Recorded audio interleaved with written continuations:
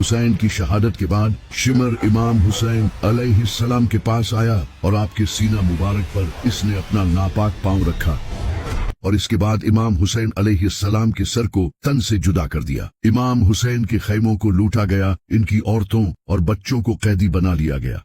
امام حسین کی شہادت کے بعد ایک ایسا ریولوشن آیا جو کہ آج تک قائم ہے۔ امام حسین کی شہادت کا جب کوفہ کے لوگوں کو پتا چلا تو انہوں نے امام حسین کی قبر پر آ کر قسم کھائی کہ وہ یزید کے خلاف آخری دم تک لڑیں گے۔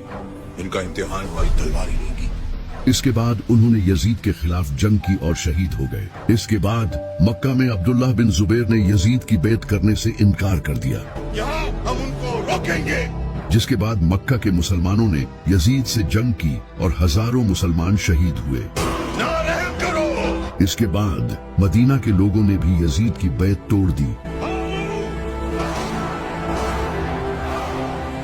جب انہیں امام حسین علیہ السلام کی شہادت کا پتہ چلا اور انہوں نے بھی یزید کے خلاف جنگ کی اور ہزاروں لوگ شہید ہو گئے، ان کے کئی سالوں بعد کالے جھنڈوں کے ساتھ عباسی کھڑے ہوئے اور انہوں نے بنو امیہ کی اس ظالم حکومت کو ختم کر دیا۔ امام حسین کے خون سے ایک ایسا ریولوشن شروع ہو چکا تھا جو ان کی شہادت کے صدیوں بعد تک جاری رہا۔ جیسا کہ 1979 ایران میں انقلاب آنے سے پہلے وہاں شاہ محمد رضا پہلوی کی حکومت تھی جو کہ ویسٹرن کنٹریز کا غلام بنا ہوا تھا، جیسا کہ اسرائیل اور امریکہ آج جہاں ایران ان کا سب سے بڑا دشمن ہے، وہیں ایک ٹائم ایسا بھی تھا جب ایران کے ان کے ساتھ کافی اچھے ریلیشنز تھے۔ On behalf of all of my fellow Americans in welcoming you to the United States. اس وقت ایران میں فل ویسٹرن کلچر تھا اور ریلیجیس اسکالرز تک کو سپریس کیا جاتا تھا۔ تبھی ایک انسان کھڑا ہوا جس کا نام تھا آیت اللہ خمینی۔ خمینی نے لوگوں کو بتانا شروع کیا کہ ہر دن عاشورہ کا دن ہے اور ہر زمین کربلا کی زمین ہے، یعنی کہ وہ لوگوں کو یہ کہنے لگے کہ ہمیں کربلا کی طرح اس یزید کے خلاف بھی کھڑا ہونا پڑے گا اور ایران میں